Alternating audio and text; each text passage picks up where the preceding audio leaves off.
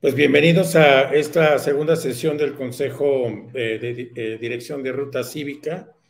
Esta es la segunda de tres sesiones que vamos a tener con ustedes. La primera, para recordar, trató sobre la ciudad que queremos.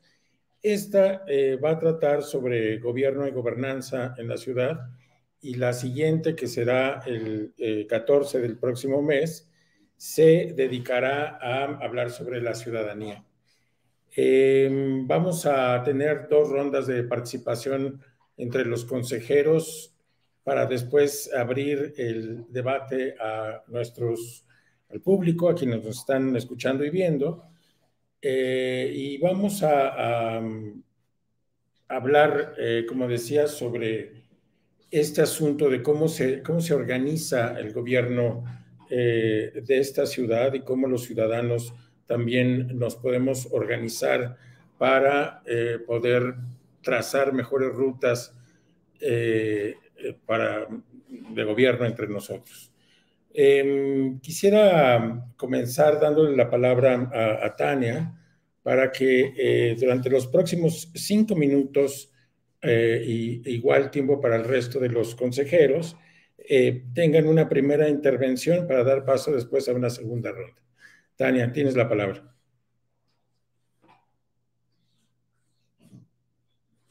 Yo quisiera hablar en esta ronda sobre la función del espacio público y también sobre actores de la ciudad, sobre los que mucho se dice pero poco se sabe. Entonces, empiezo por decir que el espacio público tiene funciones diversas. Una de ellas es el espacio público como lugar de trabajo. Esto es innegable porque en la Ciudad de México, de acuerdo al INEGI, el 48% de las personas que trabajan lo hacen en la informalidad y muchas de estas personas que trabajan en la informalidad lo hacen en el espacio público. Entonces, es momento de aceptar que el trabajo en empleo informal en la Ciudad de México es lo normal, tan normal como un trabajo formal. Y también es momento de aceptar que este trabajo informal en el espacio público contribuye a la ciudad de diferentes maneras. Una es ofreciendo productos o servicios a bajo costo para personas que solamente pueden costear eso, contribuyen a la seguridad alimentaria de la ciudad. Después, el autoempleo contribuye como una medida para disminuir la pobreza. Los trabajadores en el espacio público son ojos en la calle que pueden hacer muchos espacios públicos más seguros. Trabajan al aire libre, que actualmente también es más seguro para la salud. Y por supuesto, forman parte de la comunidad. Hay quienes tienen la idea de que el espacio público es solamente para ciertas cosas. Uno de los argumentos a los que más nos enfrentamos desde WIGO, que es la organización en la que trabajo, es que las personas piensan que el espacio público es solamente para la movilidad de las personas.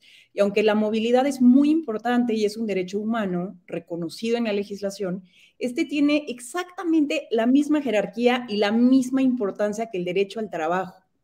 Es decir, la autoridad, el gobierno, el Estado, que es quien garantiza los derechos, así como tiene el deber de respetar y de garantizar la movilidad de las personas, también tiene el deber de respetar y garantizar el derecho al trabajo, incluso el derecho al trabajo en empleo informal que se realiza en el espacio público.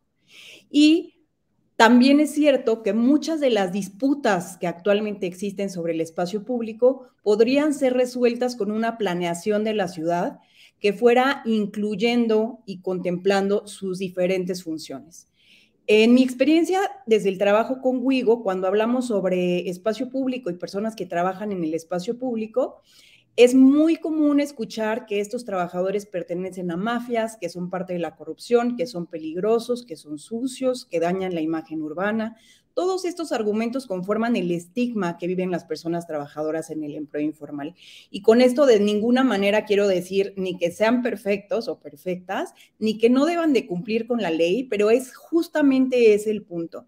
Las personas que trabajan en el empleo informal deben de cumplir con la ley como lo cumple cualquier otra persona y no deben de recibir un tratamiento que restrinja sus derechos solamente por ser trabajadores en el espacio público.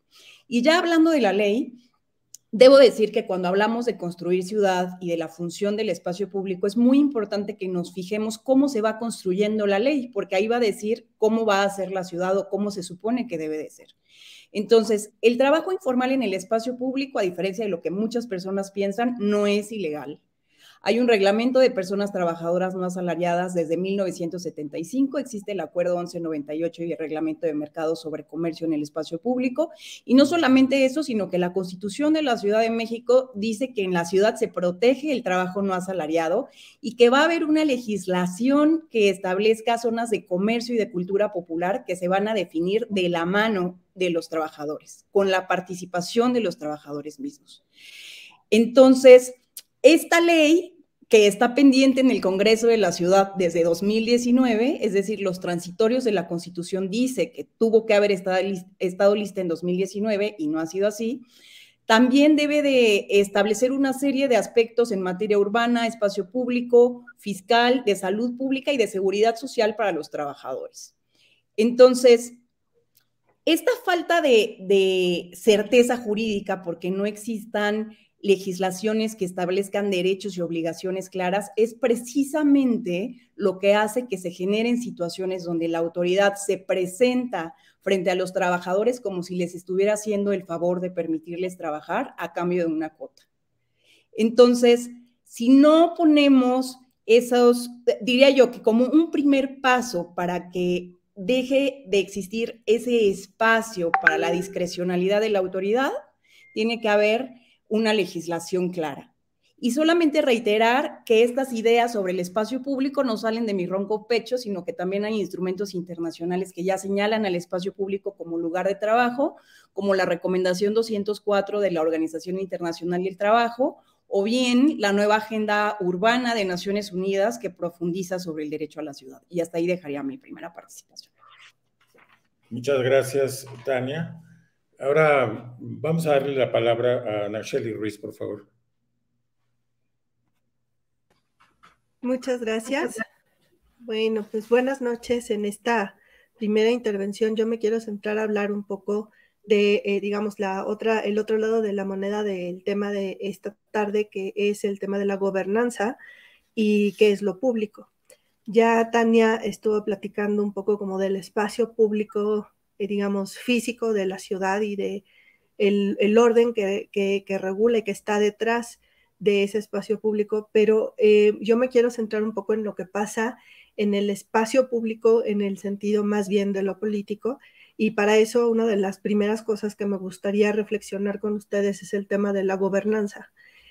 Cuando nosotros hablamos de gobernanza, en realidad nos estamos refiriendo a un concepto que nos ayuda a entender la relación, digamos, de toda la sociedad con lo que es lo público, porque tenemos justamente esta confusión a veces de que lo público es solamente lo que viene por parte del gobierno.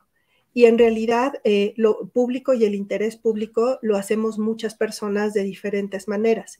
Y uno de los ejemplos que quisiera tomar justamente para hablar de lo que es esta gobernanza y de lo que implica pensar la ciudad desde la gobernanza es el tema del riesgo, porque el riesgo es un problema, en este caso, de gobernanza urbana. Justamente a partir pues, de las investigaciones y de diferentes acciones que hemos realizado, pues tanto en lo académico como a través de la sociedad civil, incluso aquí con Ruta Cívica, es precisamente qué pasa, por ejemplo, con la regulación de lo que es el riesgo sísmico. Y en varios de los estudios que hemos hecho y de lo que he investigado, vemos, por ejemplo, que existe todo un cúmulo de actores que participan en la información, la gestión y la regulación de lo que es el riesgo en nuestra ciudad. Y sin embargo, tenemos muy poca información y entendemos muy poco cómo nos relacionamos entre todos nosotros, entre aseguradoras, auxiliares de la administración, el propio Estado, la sociedad, ¿no? Para poder tener un resultado específico en materia de reducción del riesgo sísmico. Y es un buen ejemplo precisamente porque nos hemos encontrado con la paradoja de que parte de la información crucial para que nosotros podamos ejercer acciones de autoprotección, tomar decisiones, buscar sanciones y hacer otro conjunto de pues de acciones de lo público que nos permitirían tener una mayor certeza sobre qué es lo que está pasando con nuestras casas y nuestros edificios, vemos que no lo podemos hacer porque la información está como en este, digamos, espacio ambiguo, ¿no? En el cual consideramos que lo que se define, por ejemplo, en un comité de expertos es una información de carácter privado, lo cual precisamente muestra justamente que no hemos entendido que esa gobernanza del riesgo no solamente es lo que se hace dentro del gobierno, sino que también hay muchos órganos colegiados y muchos otros actores con los cuales deberíamos estar sentándonos a dialogar para poder tener en primera instancia la información que necesitamos para poder tomar decisiones, pero también en segunda instancia cómo podemos definir que esos aspectos forman parte de nuestra información de interés público. Y eso también forma parte de lo que tenemos que ver en materia, por ejemplo, de corrupción y de regulación de los poderes fácticos, porque parte de lo que se vuelve muy difícil al momento de reunir evidencia o información para poder actuar es que esta información está realmente, es súper difícil de localizar y entonces tenemos ahí, por ejemplo, un problema de gobernanza crucial que eventualmente pues nos va a cobrar una factura, ¿no? Y necesitamos justamente tomar acciones y visibilizar este problema porque si no, justo una de las cosas que nos va a pasar en el futuro es que no vamos a tener capacidad, por ejemplo, de saber cuántos edificios necesitan ser intervenidos o qué es lo que está pasando con las diferentes construcciones que se están llevando ahora en la ciudad.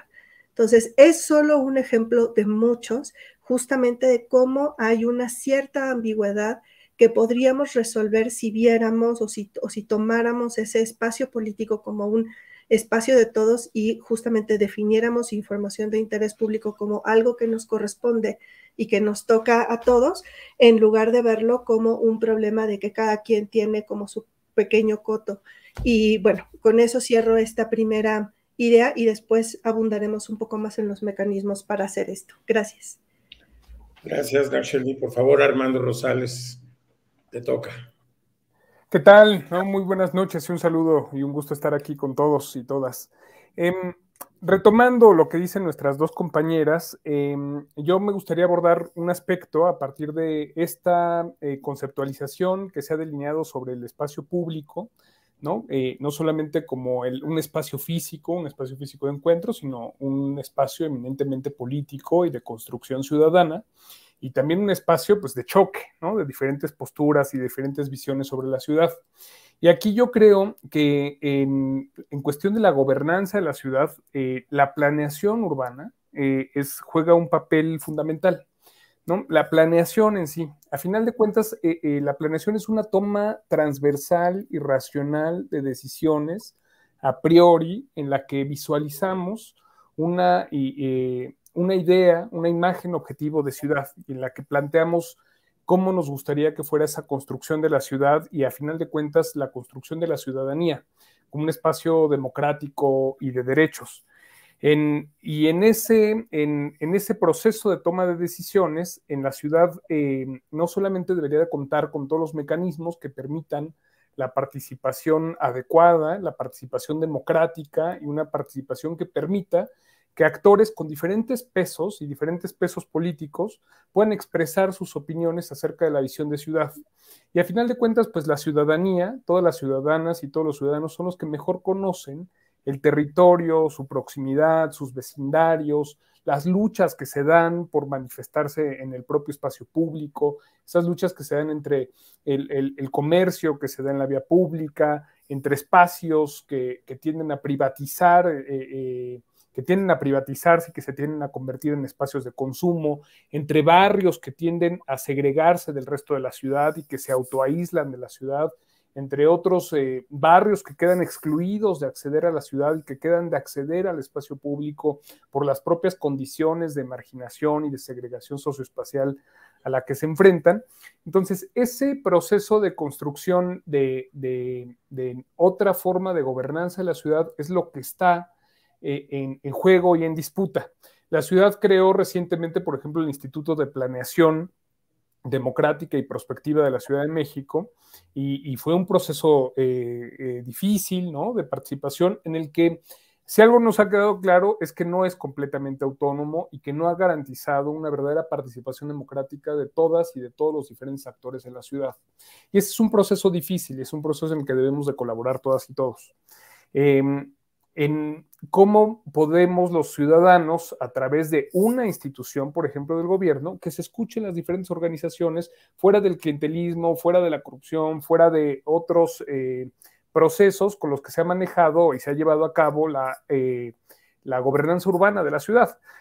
La propia definición de muchos planes y programas, de programas parciales de desarrollo urbano, pues siempre le han dado mayor peso y han pesado más en la discusión ciudadana, en el debate público, pues ciertos actores económicos, sectores inmobiliarios, grandes inmobiliarias, y ciertos actores que tienen intereses sobre el territorio, que son propietarios del territorio. Entonces esa es la dificultad siempre cuando tratas de tomar esas decisiones transversales y de construir entre todos esa visión de futuro de ciudad. Hay grupos que han quedado excluidos tradicionalmente, hay grupos que han quedado marginados de la toma de decisiones sobre el espacio público.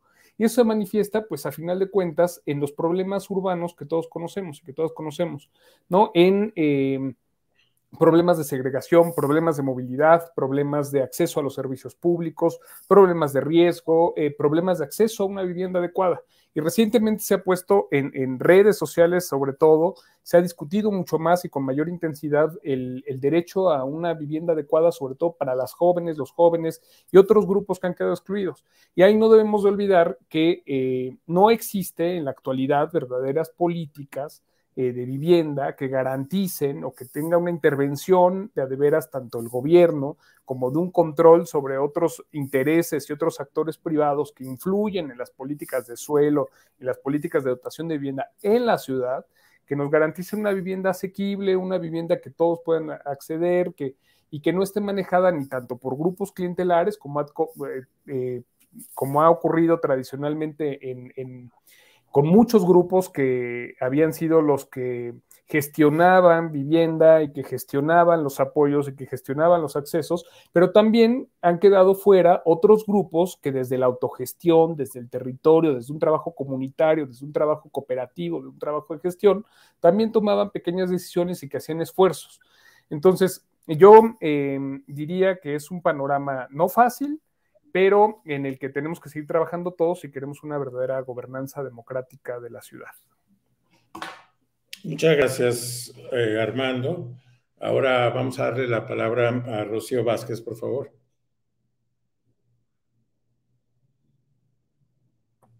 Muchas gracias, Guillermo. Pues yo les quiero platicar, como les había dicho desde la vez pasada, pues mi expertise no está en estos temas. Entonces, cuando empecé a prepararme para hoy, empecé a investigar un poco y descubrí, como dice Mónica por primera vez, el presupuesto participativo.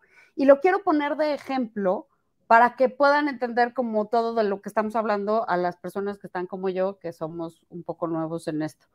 La parte pública es justamente, bueno, primero les explico un poco. El presupuesto participativo es un porcentaje que de lo que el gobierno le da de nuestros impuestos y de la recaudación a las alcaldías, que se utiliza para que tú como ciudadano puedas ir y meter un proyecto y que se haga ese proyecto. Debe de cumplir con ciertas bases y bueno, muchos temas. Pero aquí lo que quiero decir es, este lugar público es precisamente en donde se van a destinar los recursos. Oye, la banqueta que está descompuesta o el parque que no tiene atención o otros temas, ¿no? Cualquier tema que son esos lugares públicos. El gobierno, pues claramente es el que está dando este porcentaje, y la gobernanza, que creo que es importante platicar de ella también, es, en este caso, yo lo que entiendo por gobernanza es, bueno, pues el poder que cada persona vaya y ejerza, o más bien, sí, su participación en estos proyectos. Entonces, bueno, este ejemplo se los pongo, pero también me gustaría tocar con ustedes el tema de la gobernanza y parte de lo que creo que nosotros también debemos de estar haciendo, que es en la parte de educación que habíamos platicado, La gobernanza, para que haya un equilibrio, también nosotros como ciudadanos tenemos que hacer nuestra parte que nos corresponde, ¿no? Gobernanza también es que nosotros vayamos a levantar un acta cuando sucede algo, entonces, como esta parte en la que como ciudadano ejerces tus derechos y no dejar, como muchas veces decimos, no va a pasar nada, no va a suceder nada, entonces ¿para qué lo hago, no? Pues al final también parte de esa balanza es que nosotros como ciudadanos ejerzamos esos derechos que tenemos. Y volviendo para cerrar el tema sobre el presupuesto participativo, es justamente que si ni siquiera nosotros nos involucramos por meter proyectos en este tipo de ejercicio que hace el gobierno, lo que va a terminar pasando también es que pues se pierde el dinero, no se ejerce, no podemos pedir más dinero para este tipo de cosas. Entonces también la gobernanza, lo que nos toca como ciudadanos hacer, pues creo que también es muy importante para seguir avanzando. Y pues esta sería todo. Muchas gracias. Muchas gracias, Rocío. Mónica, ¿puedes intervenir tú ahora? Sí, yo creo que parecieron un montón de temas sueltos, ¿no? Hemos hablado del espacio público y el derecho al trabajo, el riesgo, la construcción, la vivienda, el presupuesto participativo, pero me gustaría como hablar del hilo conductor de qué quiere decir esto de lo público, y lo público básicamente hay que decir que no es lo gubernamental. A veces hacemos como si fueran sinónimos, ¿no? Lo gubernamental es lo público. Y sin embargo tenemos ciertos términos como los recursos, hablar de los recursos públicos, la administración pública, la responsabilidad pública, que no es lo gubernamental. Es decir, los recursos públicos son esos impuestos que el gobierno cobra, pero no son recursos gubernamentales, son recursos públicos, que quiere decir de todos, o que en principio todos, todas y todos intervenimos en cómo se deben de gastar, y creo que en ese sentido, por ejemplo, el ejemplo que pone Rocío sobre el presupuesto participativo es fundamental, ¿no? Todos estamos, supuestamente vamos, votamos, podemos meter un proyecto, sí se dictaminan si son posibles, viables estos proyectos o no con este presupuesto, pero queda un poco en la votación el decidir cuáles se van a aplicar y cuáles no. Y lo que dice Nash, que también me parece importante, es hay muchos actores interviniendo en lo público. Lo mismo Tania, ¿no? El espacio público pues está hecho por trabajadores, paseantes del espacio público, vecinos, personas que van al trabajo, las personas de la movilidad. Entonces, todo esto son actores que van construyendo un espacio que quiere decir que es de todos y a veces pareciera que de nadie. Entonces, creo que ahí es donde interviene, por supuesto, el gobierno con las leyes, con las reglas, con las políticas públicas, pero como el gobierno, y por eso le ponemos el gobierno, y la gobernanza no es lo mismo. La gobernanza sería cómo nos estamos gobernando entre todos. Es decir, a veces pareciera, y lo hablaremos un poquito más, que lo que predomina es el conflicto entre todos estos actores. Pero lo que quisiéramos es decir también que el gobierno no puede hacer todo. O sea, incluso el ejemplo de cuál es la ciudad más limpia, no es donde se barren más las calles, donde el servicio de limpia es el mejor, es donde la gente no tira basura. Entonces, lo mismo diríamos de la gobernanza, ¿no? Cómo se construye el riesgo, pues va a depender de cómo se construye ese edificio, que también se mantiene, cuánta información se da sobre el subsuelo, qué se hace respecto al agua alrededor de ese subsuelo. Y si se fijan, ahí hay un montón de actores, o sea, están los vecinos, la ciudadanía, el constructor, el supervisor de obra, la norma, igual que el tema de la vivienda. Entonces ahí es donde decimos que toda esta interacción va creando gobernanza o conflicto también, ¿no? O sea, la gobernanza no sería, digamos, el buen gobierno de las muchas partes y de los muchos actores, y hablaremos de eso, de cómo ponernos de acuerdo y qué papel le toca a la ciudadanía. Pero lo que sí definitivamente es decir, al gobierno le toca un papel muy importante de administrador, de tomador de decisiones, de ejecutor de la política pública, pero intervenir en la política pública, en la decisión, en el diseño, en los insumos de la discusión, en la opinión pública, y también evaluar, y como dice también Rocío, denunciar, presentar actas y demás, nos va a tocar a la ciudadanía. En algún momento me gustaría tal vez, por ejemplo, que Nayeli hablara de estos corresponsables de la autoridad, que son, ¿no?, los supervisores, los corresponsales de estructuras, tal vez Sergio, que sabe más de cómo se arma una construcción, un arquitecto. No son funcionarios públicos, pero sí les estamos dando cierta responsabilidad para velar porque las construcciones se hagan bien, porque haya seguridad, porque se respeten ciertas reglas, ciertos valores, y en ese sentido, aunque no son funcionarios públicos, sí cumplen y tienen una responsabilidad pública.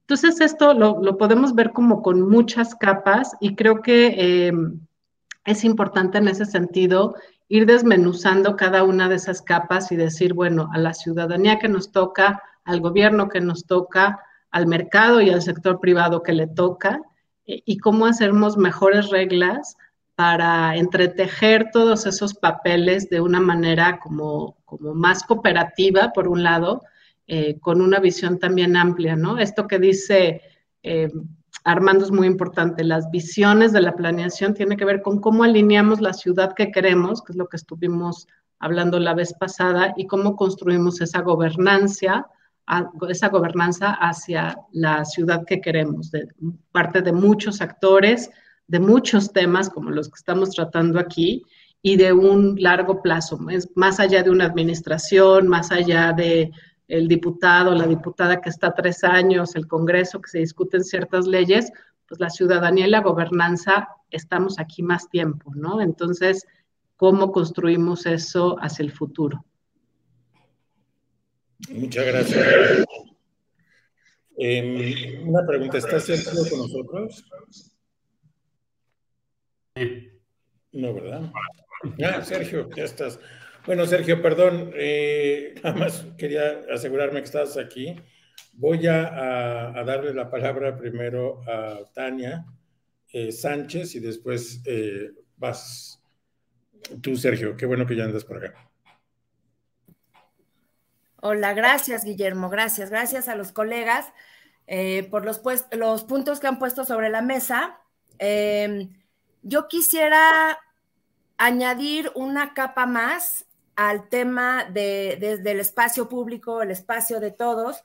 Ya hemos hablado de los desafíos de resolver conflictos cuando se le quieren dar diferentes usos al espacio público, diferentes actividades, cómo nos tenemos que hacer de herramientas para que actores, como decía Armando, de diferente peso político puedan incidir y tener acceso a las decisiones que nos afectan a todos.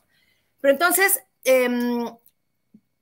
quisiera quizá introducir un tema que es todavía más cotidiano, pero creo que es intrínseco a la experiencia de vivir en la ciudad y de vivir en la Ciudad de México, que es el conflicto entre vecinos, el conflicto entre pares. No es un conflicto porque cada quien le quiere dar un diferente uso a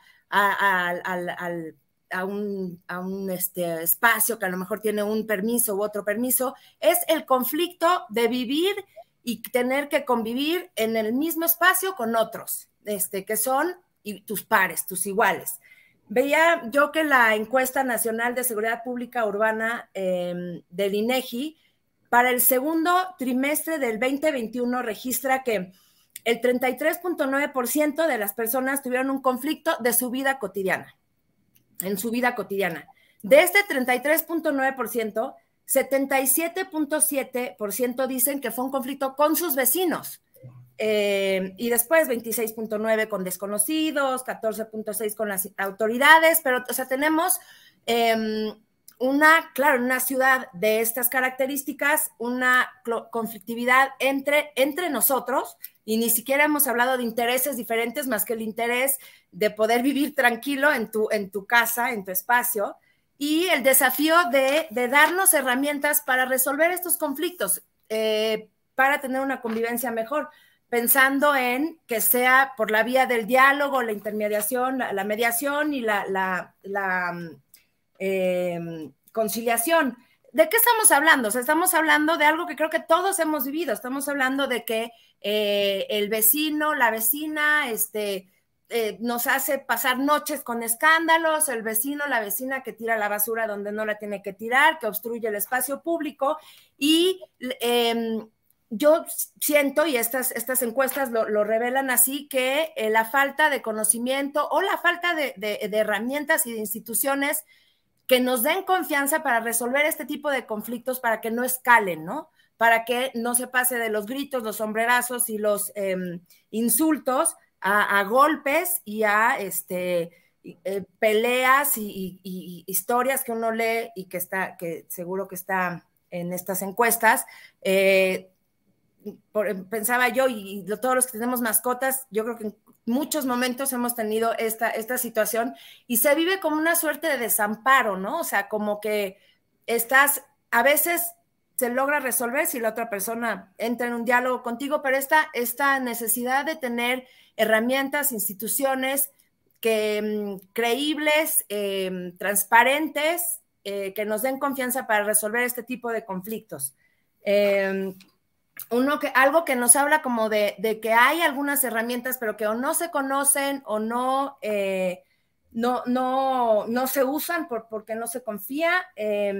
Veía yo que en el Censo Nacional de Gobiernos Estatales del 2021, de todos los procesos que se llevan en la Ciudad de México en la justicia cívica, que sería un órgano que haría esto, sería la Consejería Jurídica de Servicios Legales, en los juzgados cívicos, solo el 0.02% de los procesos que están ahí se iniciaron por una queja ciudadana. El resto fue la autoridad porque detuvo a la persona en el momento de cometer el delito, pero fue la autoridad la que inicia el proceso. Entonces, ¿cómo nos podemos informar mejor como ciudadanía y hacer de mejores herramientas para resolver esto que nos afecta en la vida diaria? Al final de cuentas, buscando una convivencia mejor en el espacio público. Muchas gracias, Tania. Sergio, es tu momento para tu participación. Muchas gracias, Guillermo. Pues bueno, desde mi experiencia como arquitecto y un arquitecto que trabaja con metodologías de diseño participativo, lo que vengo a aportar tiene que ver mucho con esas experiencias donde no es el experto, donde no es un programa de gobierno, donde no es un programa estratégico el que está como dictando cómo es que se va a resolver un problema o una necesidad que, pues, bueno, en el caso de lo que yo trabajo se resuelve a través de la construcción de un espacio arquitectónico, ¿no? Y en estos procesos participativos comunitarios sucede que se construyen otras formas de ciudadanías, otras formas de gestionar los temas públicos y comunitarios que se escapan realmente de dinámicas que tienen que ver como con las instituciones o del Estado mexicano en sus varios niveles, ¿no? Y bueno, de ahí lo que yo realmente he observado es cómo sí hay capacidades para poder no solo identificar, bueno, no solo resolver los problemas, pero también empieza desde mucho antes. O sea, lo público se crea desde ese primer espacio donde las personas autogestionan la identificación de los problemas. Nadie sabe mejor qué está ocurriendo que quienes viven y habitan un territorio específico. Y después de identificar, pues comienzan a elaborar estrategias para poder resolver esa necesidad o ese problema. Y como muchos de los casos en los que yo trabajo tienen que ver con eventos de violencia, donde generalmente, como mencionaba Tania, ¿no? Generalmente la receta va hacia lo punitivo, hacia la intervención de la autoridad, que es quien acusa, quien investiga, quien entra a un proceso judicial, y termina sentenciando. Está esta otra manera de atender esas esas rupturas entre personas en lo público, que es pues en esa mediación, en la conciliación y en medidas autogestionadas que son reparativas. Entonces, eso a mí me parece un espacio tremendamente poderoso e interesante para construir lo público, ¿no? Para más bien mirar hacia dónde puede irse yendo esta construcción de lo público, de lo que hemos estado acostumbrando, que es extremadamente vertical, autoritario, altamente burocrático, a un perfil mucho más horizontal y autogestivo. Eso no quiere decir que claudiquemos o que ignoremos, pues, o sea, los andamiajes y las estructuras de las instituciones que hemos construido de lo público, sino más bien comenzar a mirar esas como acompañantes de procesos que son liderados por ciudadanos, ¿no? Y bueno, o sea, yo creo que fundamental para poder tener las herramientas para construir tales espacios autogestivos es precisamente el espacio público, ¿no? Entendiéndolo con mejores calles, mejores espacios culturales, lugares con esparcimiento, como lo pueden ser parques, gimnasios o canchas, o incluso áreas autogestivas de artes, y también como tener ciertos espacios como excepcionales dentro de las instituciones donde los ciudadanos pueden de repente tomar esas posturas que generalmente solamente la pueden acceder personas que son elegidas con cargos de elección o que son designadas como funcionarios públicos, donde puedan tomar la voz cantante y decidir cómo llevar a cabo pues estos procesos de diagnóstico, diseño, ejecución y resolver problemas. Gracias, Sergio. Pues me corresponde a mí dar una personal visión de lo que pienso sobre este tema del gobierno y la gobernanza. Quiero hablar también desde mi experiencia como ciudadano y periodista y cómo me ha tocado a lo largo de estos años ser testigo y hacer crónica y también testimonio de muchos procesos de gentrificación en la ciudad. Yo comencé a reportear para secciones de ciudad sobre un proceso específico en la Colonia Condesa y cómo la Colonia Condesa para mí fue un laboratorio sobre todas estas reglas escritas y no escritas sobre el tema de gobernanza, cómo hay una enorme cantidad de intereses sobre ese espacio, el conflicto que hay constantemente entre los distintos actores, la manera en que el gobierno ofrece las reglas o complica las reglas para que estos conflictos se resuelvan y cómo las cosas pueden a veces salir muy mal cuando comienzan a aparecer intereses que privatizan las decisiones o cómo la corrupción también hace que muchos de los outputs, o sea, de lo que sale de estos conflictos sea muy malo. Y lo que debemos de los ciudadanos de aprender de estos procesos tan complicados, que a veces son largos, que nos afectan específicamente la manera en que vivimos y nos relacionamos con la ciudad. Creo, por otro lado, que venimos, como decía Sergio, de un proceso o de un sistema más bien autoritario y que hemos sido, en fin, que heredamos esta manera de conducir la ciudad a partir de reglas clientelares, en donde unos pocos deciden lo que le sucede al resto de la ciudad. Y por los golpes y por la experiencia, por la manera en que la ciudad, la propia dinámica de la ciudad, vamos aprendiendo a participar en estos procesos de distinta forma y hacer que los resultados no sean tan malos como a veces pueden suceder. Pienso en una experiencia reciente en donde fueron los propios vecinos los que nos dieron un una lección acerca de cómo gestionar un problema de seguridad en una pequeña cuadra en la colonia Doctores, en donde de manera también muy intuitiva y digamos al contrario de estos procesos en los que todo sale mal, un grupo de vecinos se reúne para pues vigilar que la cuadra en donde vivo esté mejor vigilada. No se toman decisiones, o digamos la justicia por la propia mano, como sería en otros casos, sino que hay un sistema muy claro de lo que le corresponde a cada quien, si hay un tema de seguridad, en qué momento intervienen las autoridades, cómo los vecinos se cuidan a sí mismos, cuál es el sistema de información entre los vecinos y qué es lo que a cada uno le toca hacer. Este proceso que me tocó vivir, que fue sumamente intuitivo, también me da una idea de que este espacio del que han hablado los demás, este espacio público, este espacio que es un espacio político, este espacio que es un espacio de choque, pero que también es un espacio de información y que puede ser un espacio de planeación, es un espacio que podemos ocupar todos y que solamente tendríamos que entender qué nos toca, cuándo nos toca y cómo nos toca, y que este es un proceso de educación cívica constante, pero es parte de la riqueza de vivir en esta ciudad. Vamos a hacer una segunda ronda.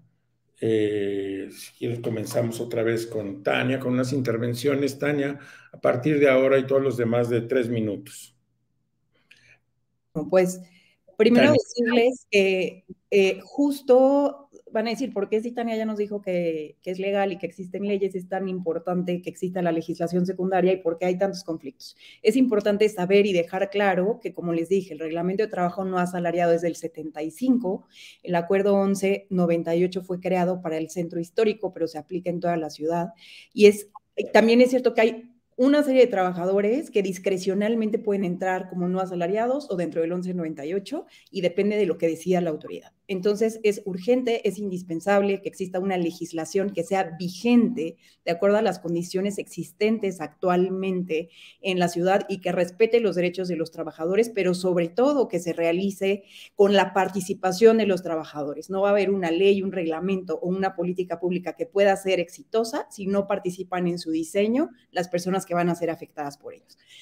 Otra parte importante es que una vez teniendo las reglas, como actualmente existen, lo que sigue es que la autoridad las interprete o las implemente, y ahí es donde nos encontramos con el siguiente desafío. Entonces les pongo, por ejemplo, 1, en la glorieta de los insurgentes, aseadores de calzado con licencia de trabajo vigente, llegó la policía un día y les dijo no pueden trabajar más aquí porque van a remodelar la glorieta. Una vez remodelada la glorieta, intentan regresar a trabajar, les repito, con su licencia de trabajo vigente y les dicen no pueden trabajar más aquí porque es una zona remodelada de la ciudad. Porque el reglamento de trabajo no asalariado dice que los trabajadores no asalariados no pueden trabajar en zonas remodeladas de la ciudad, lo cual es absurdo habiendo trabajadores que llevaban más de 30 años trabajando en esa glorieta.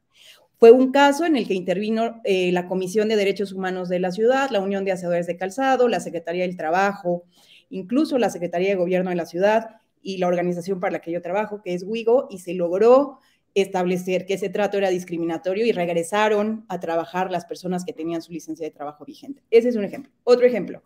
Actualmente en la ciudad hay una política pública, existe el SISCOBIP, es el Sistema de Comercio en Vía Pública, que es un registro que llevan las alcaldías de los comerciantes en vía pública de sus demarcaciones.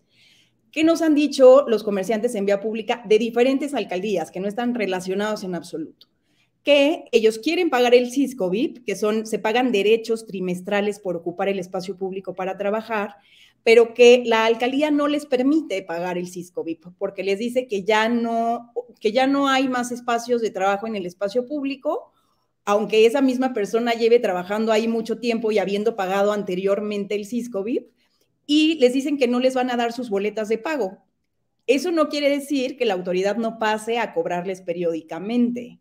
Simplemente quiere decir que no se va a la recaudación que debe de hacer la alcaldía. existe un sistema con reglas claras sobre lo que debe de ser el pago de derechos por trabajo en el espacio público. Los trabajadores quieren pagarlos, pero la autoridad misma es la que muchas veces no se los permite. Esos son solamente 2 ejemplos para decir que así es una forma en la que se generan las clientelas, cuando la autoridad se pone en una situación en la que pareciera, repito, que le está haciendo un favor a los trabajadores de permitirles trabajar en el espacio público, y eso no es así. El trabajo en el espacio público es un derecho, no es un favor, y necesitamos reglas claras y certeza jurídica para los trabajadores, y eso le va a hacer bien a los trabajadores, pero a la ciudad también. Gracias. Gracias, Tania. Nacheli, por favor.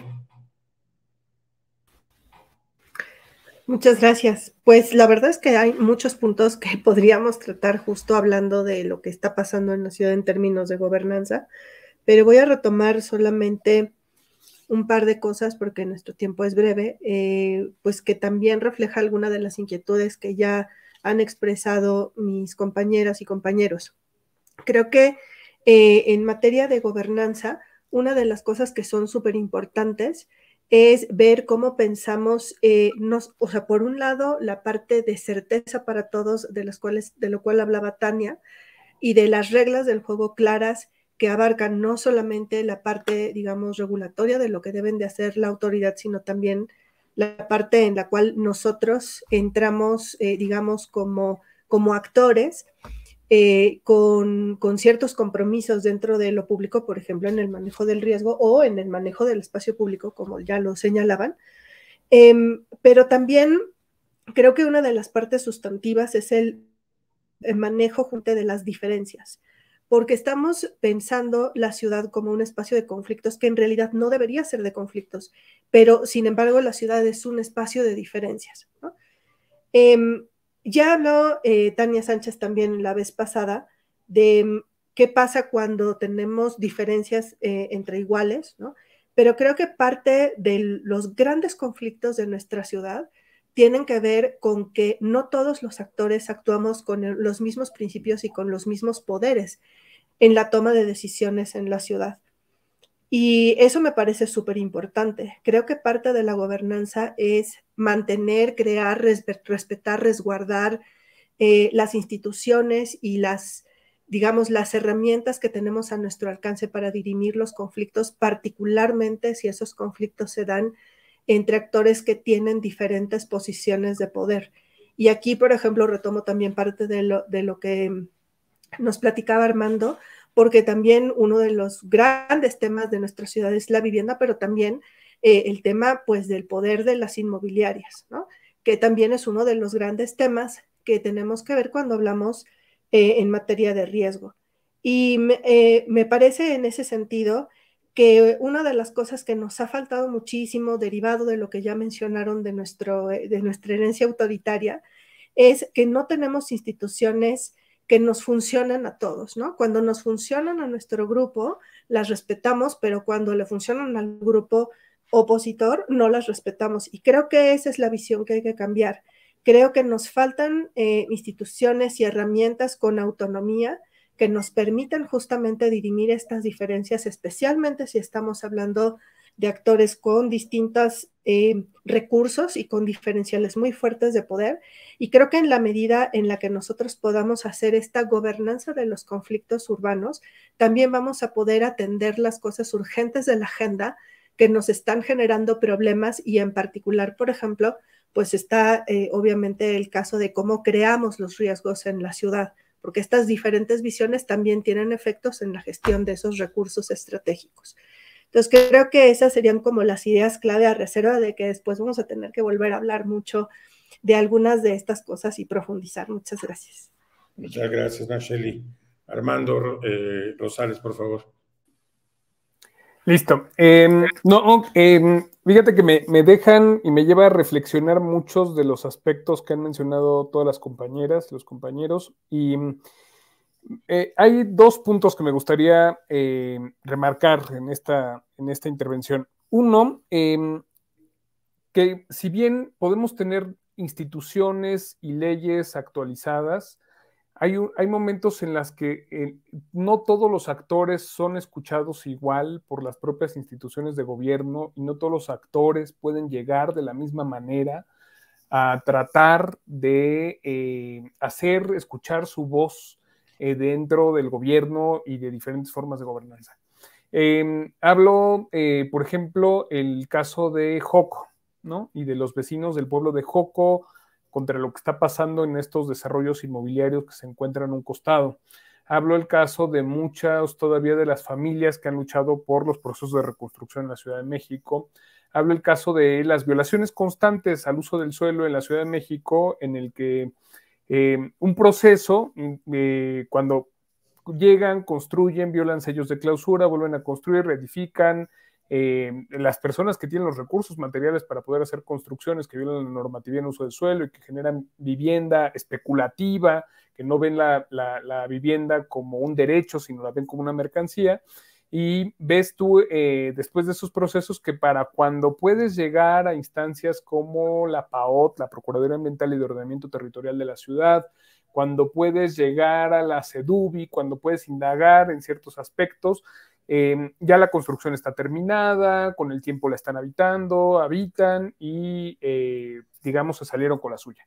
Entonces, yo creo que hay dos problemas que tenemos que resolver. No solamente es el aspecto del marco legal, que sí se necesita actualizar, sí necesitamos, por ejemplo, una ley inquilinaria, sí necesitamos entrar el gobierno con una verdadera fuerza a regular los mercados de renta de vivienda, sí se necesita entrar con todo el peso también gubernamental y del Estado a regular los mercados del suelo, pero tenemos también que tener mecanismos de rendición de cuentas para toda otra serie de actores que participan en la gobernanza de la ciudad, para los directores responsables de obra, para los corresponsales en diseño urbano, los que hacen los estudios de impacto ambiental, para los que otorgan las licencias y permisos de construcción, para trabajadores menores en las alcaldías, que si bien parecería que no son los altos funcionarios del gobierno central, a final de cuentas toman decisiones muy importantes que impactan en la manera en la que podemos acceder a los derechos y acceder a la ciudad y ver materializado nuestro derecho a la ciudad. Entonces, yo para concluir diría, necesitamos fortalecer nuestro marco legal, pero lo necesitamos fortalecer de un proceso de concientización de la ciudadanía, de a de veras hacerle, o sea, de que tratemos de llegar a todos los sectores, pero en especial a los sectores más desfavorecidos, a los sectores que han vivido históricamente la marginación o segregados en la ciudad, para hacerles, para apoyar y comunicar y entre todos lograr que sea una ciudad de plenos derechos y que esos derechos, a final de cuentas, se conviertan en las exigencias a toda esa otra serie de actores y en los mecanismos de rendición de cuentas de la ciudadanía y de la ciudad y de su gobernanza. Es todo, Guillermo. Muy bien. Tania Sánchez. Gracias. No, yo también agradecer todas las reflexiones que nos dejan. Yo creo que nos llevamos mucha tarea. Quizá haría eco a dos o tres ideas que creo que fue un tema recurrente en Ruta Cívica y de la sesión pasada, que es esta necesidad, y realmente donde yo veo y creo que vemos a Ruta Cívica de ser un actor que haga la diferencia en este tema de la educación cívica. Hemos escogido, y ahora estamos redefiniendo, pero hemos escogido algunos temas donde hacia allá estamos apuntando. Siempre me resuena mucho todo lo que han dicho, pero lo que dice Armando de que las leyes, los procedimientos no bastan si del otro lado no hay una ciudadanía que los conoce. Y creo que en lo individual y desde Ruta Cívica hay algunos pedazos en este engranaje que se han hecho hincapié, como el tema del sistema de información de la ciudad, o sea, para digamos que el cimiento de esta educación cívica es sí cómo traducir toda esta información, pero esta información tiene que estar disponible.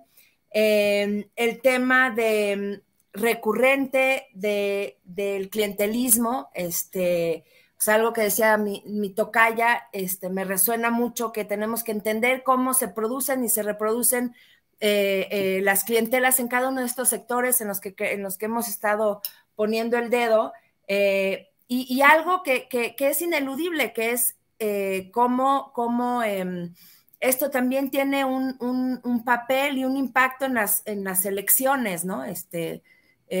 Porque esta parte que decían, pues cómo emparejamos el terreno para que diferentes actores con diferente peso sean escuchados de la misma manera. O sea, creo que no lo vamos a poder disociar del juego electoral. Entonces, regresamos a preguntas que siempre creo que le estamos pedaleando, este tema de la necesidad de instituciones autónomas, y que, bueno, una parte es el diseño y algo que no hemos hablado y que nunca creo que ha sido un tema así como tal en Ruta Cívica, pero y que creo que ha estado medio abandonado, pero como esta parte de tener un servicio civil de carrera o un servicio civil o un sistema, como decía Armando, donde todas las partes rindan cuentas, es fundamental para esta autonomía y fortaleza de las instituciones. No sé, más bien me quedo con muchas preguntas y creo que hice un collar de muchas piezas que no se hilan muy bien, pero me quedo con eso. Muchas gracias, Tania. Vamos a darle la palabra a Sergio Beltrán. Y bueno, de mi lado también, agregando a esto y siguiendo el comentario que estaba iniciando mi participación anterior de los espacios de violencia o de violaciones a derechos humanos y de su reparación donde yo trabajo, sucede lo mismo. O sea, la Ley General de Víctimas indica que las víctimas que son directa o indirectamente afectadas por eventos de violencia, como lo son los desastres socialmente construidos, como el sismo que vivimos en esta Ciudad de México, las víctimas son quienes tienen que decidir cómo quieren ser reparadas, el proceso por el cual se lleva a cabo y las medidas de satisfacción que van a tener, con la cual van a comunicar si fueron satisfechas sus necesidades de reparación o no. Pero ahí también sucede que se generan se ignoran estos marcos jurídicos y también a veces las propias personas víctimas ignoran que quienes tienen la voz cantante son ellas. Y pues bueno, lo que sucede es que termina siempre el gobierno decidiendo cómo atender a esas personas que sufrieron violencia de alguna forma u otra. Y bueno, o sea, algo que me parece fundamental, donde creo que se junta esta experiencia de violencia con la que yo tengo, con lo que estamos platicando, de estos procesos de despojo de la vivienda o del hábitat que vemos en esta ciudad, pues es, por ejemplo, lo que sucede con los memoriales, ¿no? O sea, es impresionante cómo un memorial, que nosotros estamos acostumbrados a ver estos espacios que deberían de reflejar la forma en que reflexionamos y nos acercamos a resolver una crisis, pues casi siempre terminan siendo decididos por un par de funcionarios públicos, por un par de artistas, y ahí se impone, en vez de ser procesos abiertos donde se construyen reflexiones colectivas en lo público de cómo fue que construimos el riesgo para vivir esa violencia, cómo fue que la vivimos y cómo la superamos, o cómo pusimos los primeros pasos para poder superar esa condición de sufrimiento. Entonces, pues creo que hacia allá regresamos a lo mismo, o sea, es la construcción de esos espacios públicos de diálogo, de debate, de contradicciones, donde desde ahí pues empezamos a poder replantear otra forma en que nos dirigimos la ciudadanía en colaboración con estas instituciones que son gobierno para construir gobernanza. Muy bien, Rocío, luego yo y al final vamos a darle la palabra a Mónica. Gracias, Guillermo. Pues yo nada más, seré muy breve. A mí lo que más me quedo de todo lo que hemos platicado y reflexionado es en la parte de gobernanza, que también era un poco lo que yo les decía en mi intervención, ¿no? En cómo, y a lo mejor en mi reflexión personal también parte de que para mí la gobernanza sea tan importante, pues es precisamente que es la parte que a muchos de los ciudadanos, como a mí, nos hace falta dedicarle más tiempo a estos temas, ¿no? A involucrarnos, a hacerlos nuestros y a trabajar junto con instituciones y junto con el gobierno también, ¿no? Como bien también mencionamos, pues al final tenemos que trabajar en equipo para lograr las cosas que queremos. Y bueno, pues tenemos que sentarnos a dialogar y pues entre el diálogo que hay que hacer, pues hay que hacerlo con el gobierno, ¿no? Entonces yo lo que más me quedo es con esta parte de gobernanza y de trabajar, pues crear estos espacios donde se pueda hablar, ¿no? Y sería todo, Guillermo. Muchas gracias. Muchas gracias, Rocío. Por mi parte, pues quisiera subrayar algunas cosas que me parecieron muy valiosas que se dijeron. La primera es la necesidad de que existan reglas claras para todos. La segunda, que también muy interesante que lo mencionó Nacheli, es la absoluta prioridad de que haya autonomía de las instituciones, o de algunas instituciones que tejen la gobernanza de la ciudad. Armando hablaba sobre la desigualdad de las voces y cómo no todos tenemos la misma voz sobre los procesos y la necesidad de igualar la voz de todos los que tienen que participar en las decisiones. También se habló de la actualización del marco legal, porque hay marcos jurídicos que simplemente ya no corresponden a las nuevas realidades. Pero no solamente eso, sino, como decía también Armando, que frente a la actualización de ese marco legal, que tiene que estar respaldado por la participación y la igualdad en la participación. El tema de rendición de cuentas sigue siendo también un tema crucial, hay poca transparencia y la creación, como decía Sergio, de espacios de diálogo en donde sean los propios afectados, en el caso de los memoriales o en el caso de las violaciones graves, los derechos humanos, cómo quieren repararse.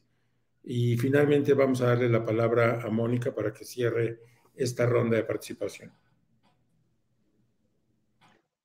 Muchas gracias, Guillermo. Pues súper buen resumen, todas las ideas. Tal vez me gustaría dos ideas como explicarlas mejor, que yo creo que están detrás de mucho de esto. Una es, ¿qué entendemos por clientelismo y cómo sucede el clientelismo? Porque de alguna forma tenemos a la ciudadanía actuante, demandante, que puede incluso votar con un voto informado, etcétera, pero hay muchos procesos, digamos, democráticos que se ven sesgados por estos temas del clientelismo. El clientelismo sucede justo como cuando no hay reglas claras, cuando hay muchas necesidades y pocos recursos, y entonces se entra la discrecionalidad. Y entonces, ¿a quiénes les doy vivienda o a quiénes les doy despensas, que es el típico, ¿no? O a quiénes les doy becas, programas sociales, cuando no hay reglas claras y hay muchas personas que los necesitan, pero solo un número limitado de becas, de despensas, de viviendas. Cuando sucede esta discrecionalidad, después se cobra con favores, es un intercambio de favores y se intercambia generalmente por el voto o por el ir al acarreo, a los mítines, etcétera. Entonces, como estos bienes y servicios que deberían de ser públicos se convierten en unos bienes y en un botín político. Y creo que ese es un tema que tenemos que estar trabajando constantemente para decir, armemos reglas claras para que esto no se, o sea, que tal vez decir que se politice está bien, que se convierta en botín político o botín partidista o intercambio de votos, es lo que tendríamos que suspender, cancelar, etcétera, justo para que esta desigualdad que está muy marcada tenga un acceso pues mucho más, menos discrecional. Lo cuenta muy bien Tania Espinosa cuando habla de como es difícil saber qué derechos tienen los trabajadores, entonces se convierte en esto en favores, justamente no en derechos. Entonces, ¿cómo convertimos esos favores o dejar de que sean favores, dejar de que sea discrecional con reglas claras para que sean derechos? Y un segundo concepto que me parece muy importante del que ya hablan, de la rendición de cuentas, de los espacios de diálogos, es cómo limitamos la captura del Estado. Es decir, que algunos grupos tienen más influencia, que de alguna forma infiltran al Estado, no permiten que sea autónomo para que regule, si es que regula o no regula, o lo deja libre mercado a favor de intereses. Esto está sucediendo mucho con las inmobiliarias, ¿no? De esto de tener un permiso algunos, o de no ser revisado, o de no pagar las mitigaciones, a favor, pues con temas de tener demasiada influencia. Y el Estado, la captura del Estado, pues se hace justamente, se limita con un Estado más autónomo, con instituciones más autónomas, más capaces, pero también, como ya decía Tania Sánchez, con sistemas de información, con decir, oye, pues aquí está el sistema de información de las licencias, el atlas de riesgo claramente, el padrón de los trabajadores, me parece un ejemplo muy importante, que sea público, los usos de suelo, todos estos procesos justo como se vuelven pues espacios públicos, información pública, porque está a la mano de cualquiera y no en el escritorio, en el cajón de un funcionario y de ciertos actores influyentes. Entonces, la demanda muchas veces que hacemos desde Ruta Cívica por información pública tiene que ver con construir al Estado esa capacidad de autonomía y con blindarla de estos intereses pues de secretos, de acuerdos en lo oscurito que se van haciendo y que se publique. O sea, ese sería como una prevención. Yo creo que hemos hablado ya también de lo mucho que hace falta la participación informada, que también necesitamos capacitarnos, entender más cómo funcionan las leyes, el gobierno, la toma de decisiones, pero también cómo vamos pues transformando nuestra ciudad, transformando nuestro gobierno, involucrándonos en esta gobernanza. Pues hasta aquí creo que hemos tenido 2 diálogos muy interesantes. Vamos construyendo una visión de la ciudad que queremos, pero también con qué mecanismos, con qué participación. Y justo la tercera sesión, como ya lo dijo Guillermo, será sobre la ciudadanía. ¿Qué nos toca como ciudadanía? Creo que es importante no estar confundiendo papeles, ¿no? Entonces, ¿qué nos toca exigir al gobierno, pero también qué nos toca como ciudadanía actuar de otra forma, corresponsables, constructores y conscientes de estos procesos de gobernanza de los cuales somos parte todos?